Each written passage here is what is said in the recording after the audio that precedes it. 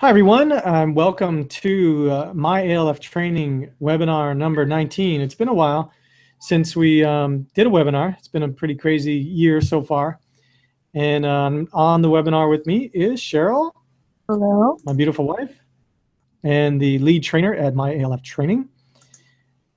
So Cheryl, we'll have to talk about what happened in October to us on another webinar. Definitely. With the hurricane and everything else that's going on. But I'm sure you'll find it very interesting. Right. Let's talk about somebody else right now. Also, very soon, the new 58A will be coming out. I'm still waiting for it. I haven't seen it come out, but all of the new regulations will be finalized, and we'll be doing updated webinars on that as well. In the meantime, November 17th, 2016, we're going to get into a survey that was done recently and see what we can learn from it. Always fun and interesting. It's better to read somebody else's survey than our survey or experiencing it ourselves. Okay, so let's just get started here. Go ahead, Cheryl, you want to start? This was an unannounced relicensure survey, and then they also did a complaint survey at the same time. So they completed the complaint survey, and the complaint contained one allegation, and they found that it wasn't true. And they had a second complaint, which was completed at the same time, and that complaint had 3 allegations, and they found one of them to be true. This facility also got fined for that allegation too. I think it was a $1,000 fine. So the first thing that they looked at was the resident care and supervision. So they reviewed 2 of 3 residents whose records were comprehensively reviewed for the facility policy and procedure review, and they interviewed with the facility staff, and the facility failed to provide supervision with weight monitoring and evaluation. Right. So go ahead. So let's see, do we want to read all these? So the findings include a review of the policies and procedure provided by the facility and dated on January 2010 was performed. In the policy, it stated the residents are weighed upon admission and then monthly thereafter. So that was the facility's policy. That's not state requirement. So they had it in their policies and procedures that they were going to weigh everybody every month. It was noted this is the responsibility of the nurse and the caregivers. Weights are to be documented in the medical record and on the monthly weight log. The policy describes what to do for a 5% weight loss within the month and the requirement to notify the physician and family about the change in the resident's condition. The resident is then weighed on a weekly basis until stable and acceptable to a physician. So that was their policy and procedure. Which is a great policy. However, you might as well stick to what the state minimum is, because there you go. Look, they went above and beyond and got in trouble for it. Yeah, you can do it. I mean, you can do it, but don't make it a policy. You know, they only have to be weighed twice a year. Well, it's just one of those things where what looks good on paper and in theory, you know, I think that this is the way we're going to operate and this is what we're going to do. Well, you know what? You have a entirely new staff and new, you know, they don't know the systems, and a lot of these things are going to fall by the wayside. And so busy job, so why put more burden? I mean, you can do these things, just don't make it a policy and procedure, because look, it backfired on them. Yeah. Make it an unofficial policy. Right. Like part of your regular training, like this is what we expect, this is what we'd like.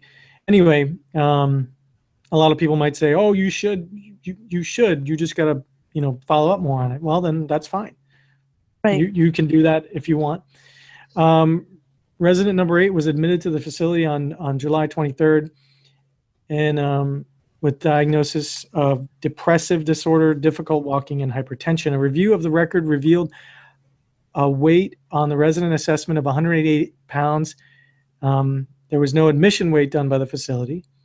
There was a pre-admission assessment, which included the same weight. So the health assessment, probably the have health assessment said, that's what they're saying. A request was made by the surveyor for the resident's weight. There were no weights available in the chart per regional care coordinator. She did remember there were some weights which were done on October 15th 2015, and she was able to produce a weight for this resident, which was documented at 145 pounds. So this was a change of 43 pounds or in approximately 15 months. And 24% change in weight. 24% change in weight. So there were no other weights written in the resident's record. It was confirmed with the regional care coordinator. The resident was not weighed on admission. So just following what you need to be doing. That's all they should have done. Yeah. So something that slipped through the cracks. Yeah. Well, that's, who knows if that was right or not. Maybe the resident needed to lose 43 pounds. Well, regardless, I mean, they didn't follow their own procedure. So exactly. So the next one that they interviewed the regional care coordinator and said they just set up a new system starting in October, but all the residents were not weighed, and the evaluations haven't been done to weigh the residents monthly and do assessments. So it sounds like it was a new policy and procedure that they put into place in October, and they just hadn't, gotten everybody in the system yet, or just, it was just new for everybody, so it slipped through the cracks.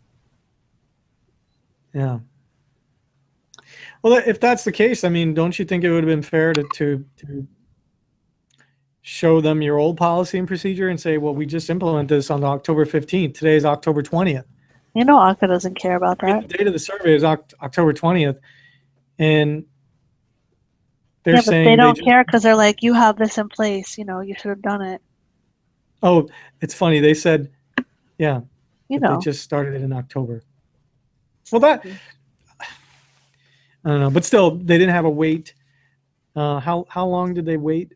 What did they say? 15 months? Yeah, that one was a little long. These dates don't seem to make sense. So. Oh, she was admitted on July 23rd and then October, but that's not 15 months. I think they got a date wrong there. Oh, must have been July 23rd, 2014. Yeah, I'm not surprised there's a mistake on. Right. So somewhere in between there, I think 6 months, you should have had a weight check and then noticed. I'm sure that somebody brought it to somebody's attention and said, hey, so-and-so's not eating, we can't get them to eat anything. They only will eat ice cream or cookies, and she's losing weight. And I'm sure the family came to people and said, hey, your mom's losing weight. Or I'm sure that they went to a doctor at some point, and the doctor knows that as well. But so I'm sure there were steps taken.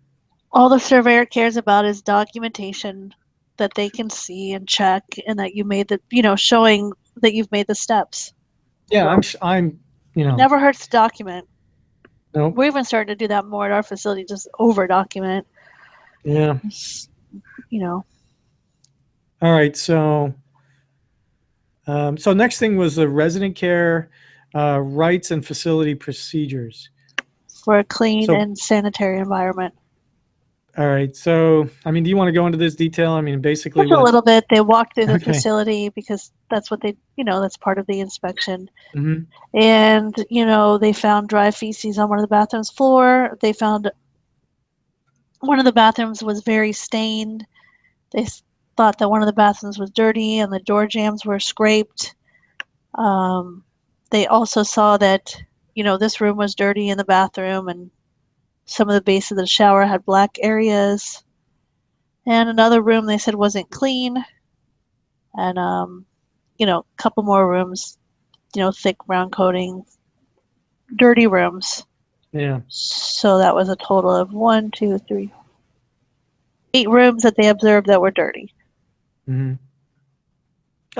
But each one of those rooms, it was a small thing, Sure.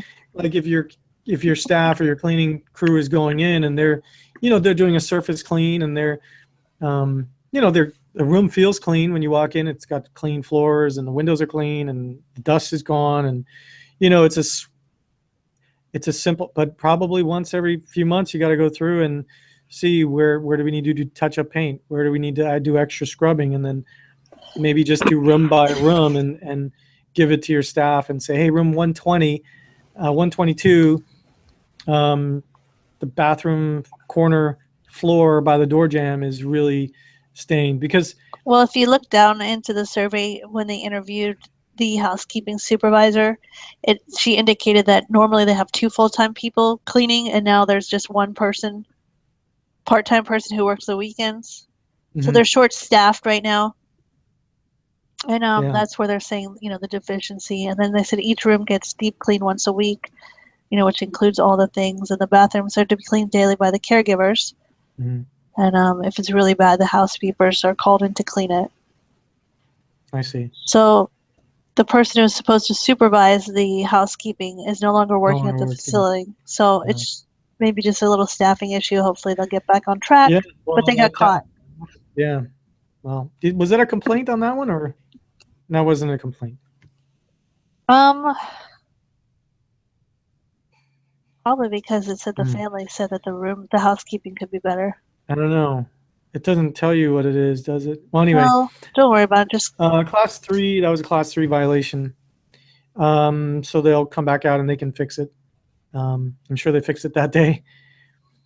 Okay, next thing is medication storage and disposal based on observation, review of policy and procedure, and interview with the facility staff.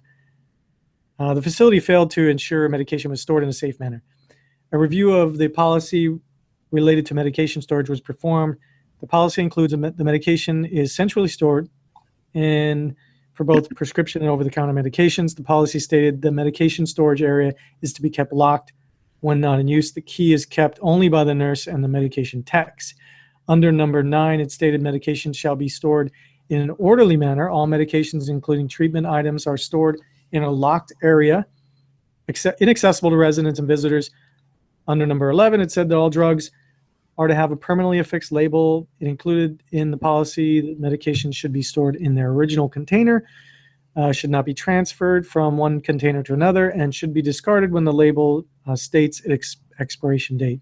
Discontinued medication should be discarded or returned to the pharmacy within 30 days. All right, let me summarize this. So what they got tagged for was they have a nursing station outside of the dining room. It's a long, narrow area that's during the survey the whole time they said it was never locked, so they were watching it. So they observed that one of the cabinets were open and there are medications in there without labels, which they were over the counter, but still they need to be labels. There was expired Alka-Seltzer, which expired in 2014. There was a prescription gel with a resident name, but no pharmacy label. So there was also a bag of residence medication that contained 5 medications in it, but none of them had labels.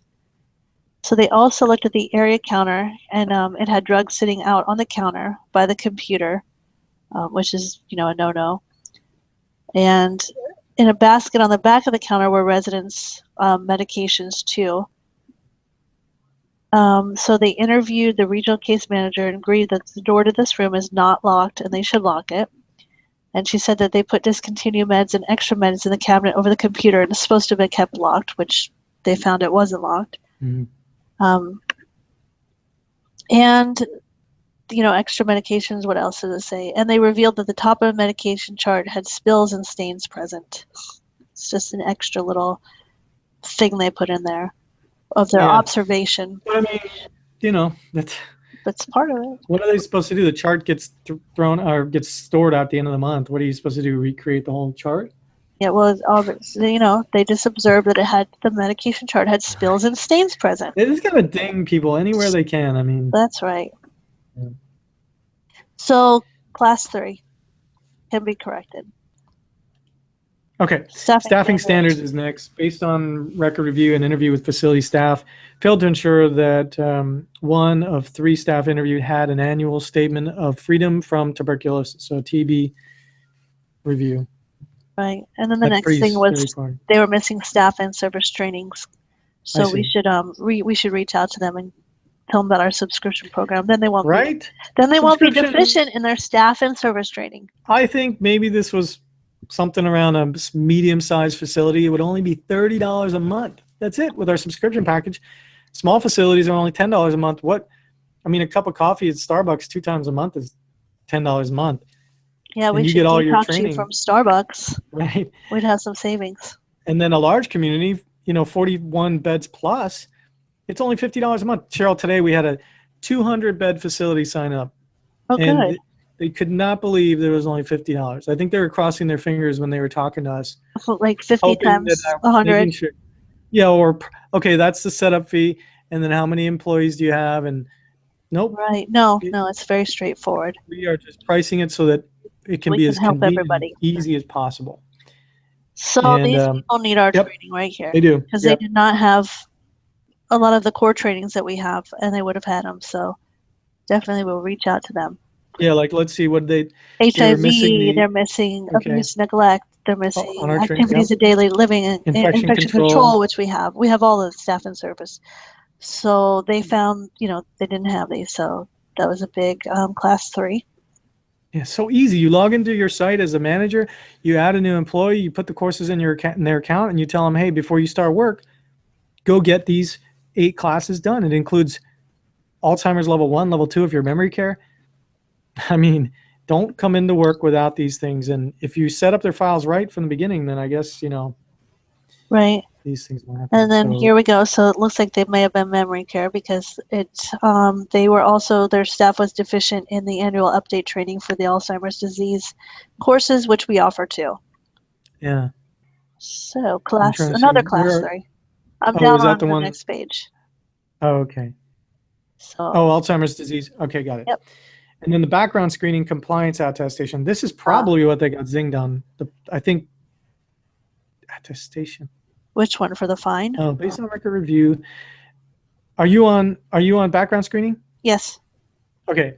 Based on record review, the facility failed to ensure staff who had more than a 90-day break in employment that required a level 2 background screening was rescreened prior to employment for 2 of the 3 staff reviewed.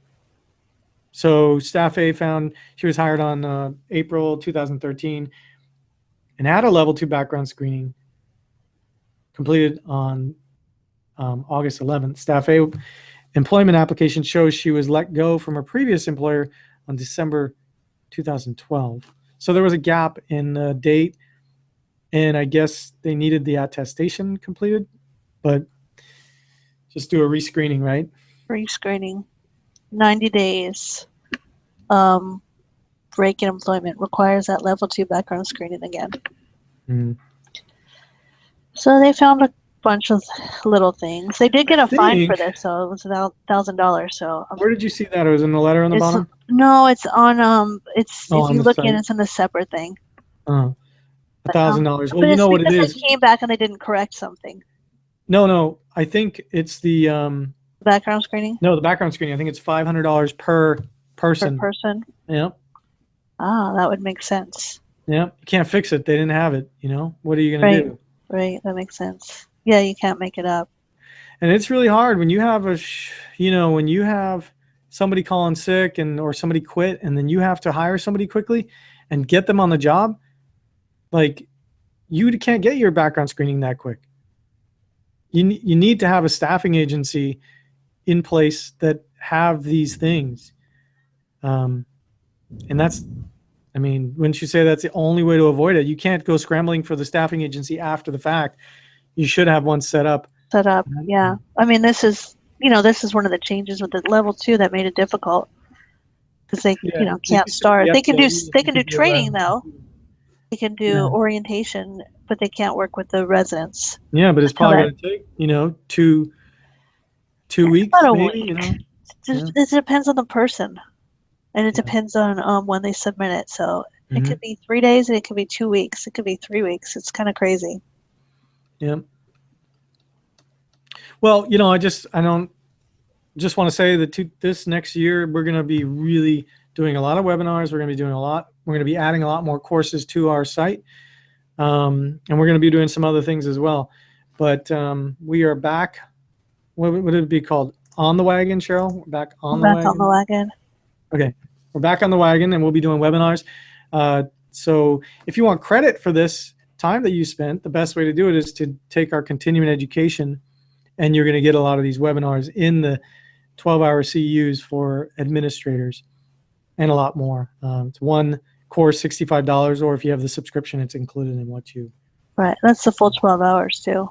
Yep, full 12 hours. You So just do it every other year or whatever, and you'll stay in compliance.